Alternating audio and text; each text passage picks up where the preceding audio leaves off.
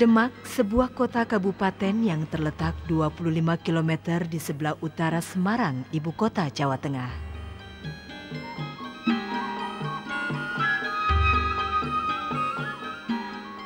Sebelum mengunjungi makam Sunan Kalijogo di Kadilangu, pengunjung harus melewati kota Demak yang terkenal karena buah belimbingnya yang prima itu.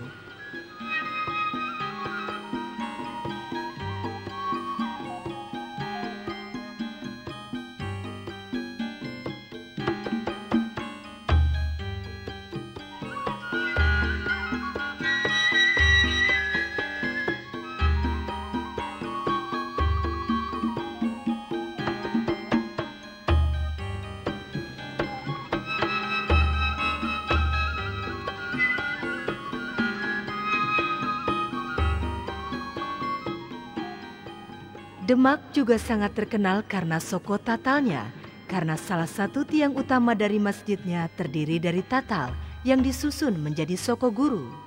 Konon menurut sejarah, pembuatnya adalah Sunan Kalijogo. Akan tetapi, di manakah Sunan Kalijogo sendiri berada? Makam dan masjid Sunan Kalijogo terletak di desa Kadilangu, 3 km di sebelah utara Demak.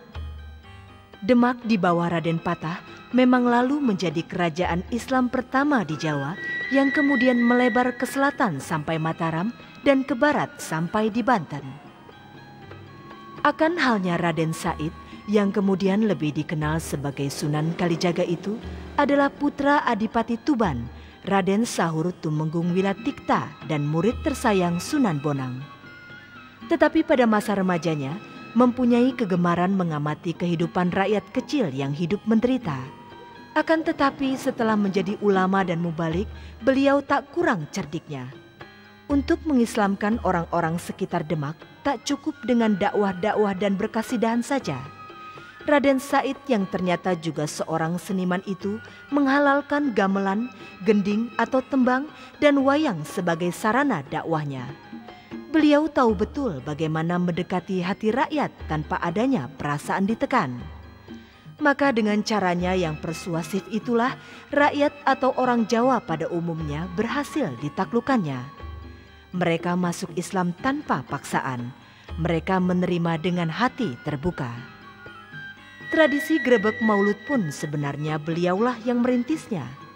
Dan tradisi inilah yang kemudian dilestarikan oleh Keraton Surakarta dan Yogyakarta, yang lalu disebutnya sebagai sekaten. Sedangkan kata itu sendiri berasal dari syahadat tain, yang kini telah menyatu dengan beduk, gamelan Kiai Nagawita, dan Kiai Guntur Madu yang dianggap keramat itu. Bahkan gongnya konon juga ciptaan Raden Said, karena pada saat itu belum ada gong seukuran itu.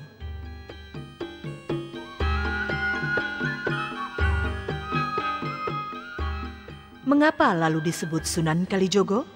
Karena beliau harus bertapa di pinggir kali atas perintah Sunan Gunung Jati.